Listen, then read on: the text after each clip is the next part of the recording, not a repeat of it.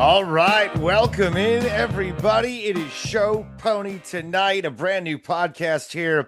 I'm the Show Pony, host of Full Ride on Sirius XM. This show every day is going to take a look at what we did earlier in the day on Full Ride. We're going to talk about what's coming up tomorrow on Full Ride. We'll mix in some news and thoughts and just have some fun. It's another outlet for you to hang out and interact with me.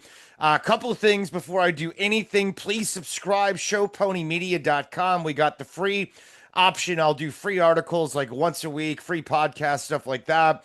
Also, we have the premium option. I think it's like $80 a year or $8.95 a month, something like that. I'm going to have premium video and I have premium articles and all kinds of fun stuff. So check that out. But the thing I'm the most excited about, Show Pony University. We finally started it. May 6th is going to be the opening class. It's going to be 4 Wednesdays in a row. So May 6th, that Wednesday, and the next 4 Wednesdays, getting through the month of May. And I'm going to teach people how to do radio. Here's how you sign up. Showponymedia.com.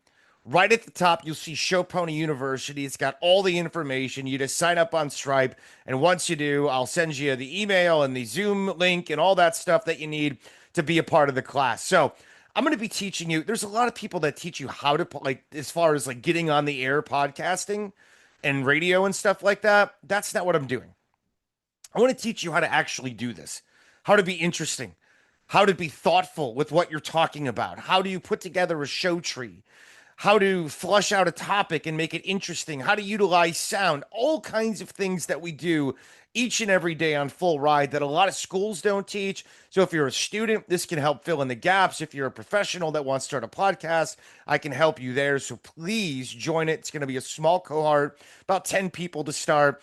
Showponymedia.com is the way to do it. And my original pricing, just to start it off, $399. So 4 weeks in a row, $399. And I'm telling you, the education that you're going to get is invaluable. I've been doing this for 20 plus years, and I wish that I had somebody to help me do this when I was younger. Believe me, I promise you that. So listen, all good things. Get on there, showponymedia.com. Plus, I got merch and all that stuff. I'm trying, guys. I'm trying to build up my thing. I'm trying to get into the digital age. I'm trying to be one of those YouTubers and TikTokers and all that kind of stuff. So help me out. Subscribe to everything, Show Pony Media.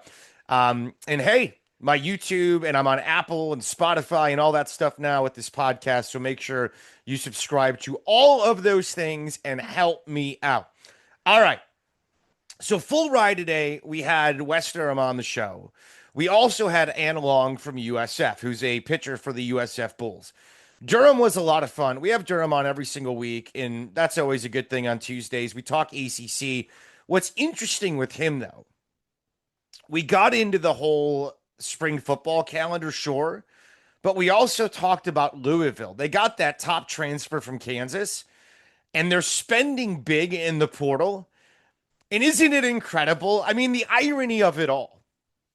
It wasn't but like 3 weeks ago we had Wes on our show, and Rick and I were talking about the fact, we were getting into the fact that Louisville was like saying, help us, we're poor. They wrote this letter to the public that essentially said, listen, we don't have any more money. We've blown through a $30 million reserve that we had in the name of NIL and collective and keeping up with the Joneses. We don't have it. We're down to $3 million. Well, apparently somebody ponied up. Somebody found some cash, because guess what? They just went out there and they are active as hell. Pat Kelsey's team is active as hell in the transfer portal. And as Wes said, listen, I guess their tact and their strategy is simply going to be, as long as it's the law, as long as it's the world, we're going to spend until we have nothing left to try to keep up and be competitive, and pray that law happens, that the executive order sticks, that something saves the bacon here. Something saves their ass. But it's crazy what happened. Louisville literally was the team saying, we're poor. They're like Kristen Wiig in Bridesmaids. Help us. I'm poor. That was Louisville. And yet, making it rain, baby. Making it rain. It's nuts. It's crazy. We were going to have Jake Butt on today from the Big Ten Network, but Butthead canceled on us, which kind of sucked because Ohio State's got their spring game this weekend. I wanted to get into that, Julian saying year two. The defense, Matt Patricia replacing a lot. Certainly like standard storylines with the Buckeyes to talk about. But freaking Michigan, dude. And that's where Jake Butt played. Kyle Whittingham is their head coach. It hasn't really even set into me. Maybe it'll seem real this weekend. Maybe it'll have more of a like make sense vibe this weekend because we'll see him in the maize and blue. We'll see him on the sideline. But my God, how bizarre is it to see Kyle Whittingham, excuse us, who we've seen. I mean, the guy is Utah. When you think of Utah, you think of Whittingham. And they forced him out. They had a whole head coach in waiting thing. They forced his ass right out of town, forced him to retire. And Whittingham's like, nope. Excuse me. This is what happens to me every day. Get used to my coughing because it's my life. It's my asthma. It's my allergies. It's spring. It sucks. But for Whittingham, it was literally one of those things where he still wanted to coach. And not only did he still want to coach, he got a freaking better job. Michigan is the winningest program of all time. Michigan is the greatest program on the planet as far as history. The maize and blue, Lloyd Carr. I mean, go through the history of Michigan football. Kyle Whittingham is now that guy. He now has that mantle. And not only that this weekend, but do you realize Michigan State has a spring game as well? Pat Fitzgerald is in year number 1. Mother, how are you? I'm doing a podcast. Mother, I'm doing a podcast. What's up? All right, love you, Mom. Sorry about that. She called me twice. Do you ever have that crap? You're in the middle of something. My mom literally called me twice. It was one of those things. It like buzzed twice, so I'm like, well, I better pick it up. And I'm Italian. I know my last name's Childers, but my mom's maiden name is Colangelo. And there's something about the family dynamic, which is good because they love you and they care about you and they're always kind of checking in on you, but they never kind of leave you alone. Which is, again, it's a double-edged sword, but I'm in the middle of stuff. I'm trying to build a business and all this stuff, and constantly phone, text messages, all this stuff. My wife will talk to me. My kid will interrupt me. And I get it. It's life. We got things to do. But sometimes it's like, hello, there's certain times of the day I need to focus. So glad everything's okay with my mom. But I panic sometimes. If I don't answer the phone, do you guys do this at all? Because there was a time, my dad had a heart attack 5 years ago, and I missed my sister's original call. And then like I was taking a nap on the couch, and then all of a sudden, she calls again and again, and I'm like, okay, I better answer. And then, life changed, and luckily my dad's okay, and he was able to come out of it. But that's why I was like, all right, I'm in the middle of a podcast. I'm going to see and make sure that this is not an emergency. And if it is, we're going to delete what I just recorded. But all is well. So anyway, Michigan State, Pat Fitzgerald. I idolized that guy. Speaking of my mother, I idolized him growing up in Vernon Hills, Illinois. 1995 Northwestern helped shape me in what I do for a living. It helped shape who I am. I mean, it really and truly did. That 95 Darnell Autry, Rose Bowl, that run, all of that was just so damn transformational to me as a college football fan growing up in suburban Chicago. It was massively huge. So for me, now we see Fitz back on the sideline. And there's a part of me that's like really excited. I love Pat Fitzgerald. The kid in me loves him.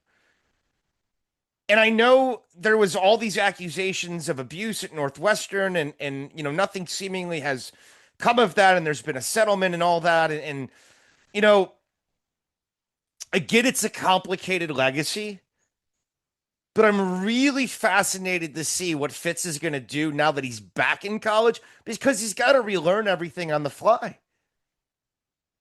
This is a new world with NIL, but here's the good thing. Michigan State's got sugar daddies. They got that, I forget his name, like the $400 million donor. He's going to have resources to get players. They're going to be good. So hopefully we'll reschedule with Jake Butt. Anyway, tomorrow, full ride. Here's the schedule. 9:40 Eastern time, Colton Hood is going to be on the program from Tennessee, NFL draft hopeful. I love talking to kids like this because it's such a process. And nowadays, players are coming off of NIL. It's different. It's not like you're going into your job and it's like a whole new world. But for any NFL draft hopeful, anybody that's about to change their life, anybody that's about to go to the league, you're preparing yourself right now. And I love to hear what certain guys do. You're preparing yourself not only physically, you're preparing yourself mentally for the rigors of the league. The NFL is, I mean, football is fun. It's a game. That's a job. And any football player will tell you that. Flat out. That is a job. And so for him, I'm curious his process. I'm curious how he's prepared. I'm curious how Colton's put himself in a position physically and mentally to get ready. This guy played at Tennessee, was in the playoffs, certainly has been in some big games. But the NFL's a whole nother animal. Farrell's tomorrow at 10 o'clock. Mike Farrell, MikeFarrellSports.com. We'll get into a lot of the spring game storylines. Miami's got their game. Darian Mensah, how does he fit in with the Miami offense? Miami's defense replacing a lot. We certainly got to focus on that. Ohio State, their spring game. But I'm curious, like Michigan, who are they with Kyle Whittingham? What about Penn State? We got to ask about Virginia Tech and what they look like from a personnel perspective. James Franklin is the new coach there. James Franklin geographically fits that place like an absolute glove. It's perfect. It could not be better for James Franklin from that perspective. I'm curious. Okay, now how does it look? How have things come together? What is the culture looking like right now? So there's plenty to get into this weekend. Texas has their spring game. And who's been more critical? Who's been harder on Arch Manning on his development than our boy Mike Farrell? From Mike Farrell Sports and Mike Farrell Promotions. Curious if he's at a point now he actually accepts the kid's really damn good and he's ready to put them as a favorite in college football. I hope so. I think so. That's the thing about spring football now, more than ever before. Who knows? Who knows who's good? So Farrell's on at 10, and then check this out. Patrick Murphy's coming on. Patrick Murphy, the coach of Alabama softball. Roll Tide. He'll be on at 11 o'clock Eastern time tomorrow. They're the number 2 team in the country. They're right behind Alabama. And here's what I cannot wait to ask Murph. Curious what his response is going to be. Because Alabama, we're in rev share world right now. We're in the rev share era. And Alabama made it pretty clear in the last couple weeks, without having to say anything, the actions of their women's coach, Christy Curry. And Christy Curry has elevated the program with seemingly nothing. They've been a tournament team. They've won games in the tournament. Remember Sarah Ashley Barker with the 40-something odd performance against Mississippi State in overtime. I mean, they've been a factor in the SEC, kind of with zero resources. But Greg Byrne, the athletic director there, has had to prioritize programs that matter on campus because you have a football program that commands so much of your resource. So you got to pick and choose where you put it with the other sports. Basketball on the women's side has been left behind. And I think gymnastics is a have, but I think softball might be the biggest have. And if you look at the roster that he has now, they've been good the last couple of years. They haven't been Oklahoma good. They haven't been Texas good. They haven't been national title good. And for Patrick Murphy, who's got a national title on his resume, it seems to me, from a revenue share perspective, they are giving him what he needs to be successful. They are giving him what he needs from a personnel and a financial perspective to put together a national title team. It appears softball matters to Alabama priority financially and Greg Byrne. Cannot wait to ask our boy to find out from Pat Murphy what the reality of the situation actually is. So tomorrow, 9 o'clock Eastern, Channel 84, Sirius XM. Rick's not with us. Bobby Carpenter is in for Rick. He'll be traveling to Columbus for the game. The Aviators of Columbus taking on the Renegades from Dallas on Friday. We'll see you then.